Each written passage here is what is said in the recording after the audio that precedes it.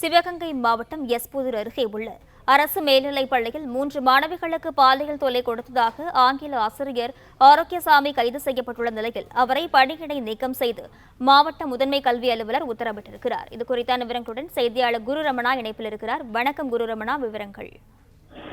வணக்கம். சிங்கமுனரி அருகே கட்டுக்குடிப்பட்டியில் அரசு மேல்நிலைப் பள்ளியில் ஆங்கில பாட ஆசிரியராக பணிபுரிந்து வருபவர் ஆரோக்கியசாமி, வயது 51. இவர் தன்னிடம் பயிலும் குறிப்பிட்ட வகுப்பில் பயிலும் மாணவிகள் 3 பேருக்கு பாலியல் தொல்லை கொடுத்ததாக புகார் எழுந்தது. இது குறித்து மாணவிகளின் பெற்றோர் அளித்த புகாரின் அடிப்படையில் திருப்பத்தூர் அனைத்து மகளிர் போலீசார் போக்சோ வழக்கு பதிந்து ஆரோக்கியசாமியை கைது செய்தனர்.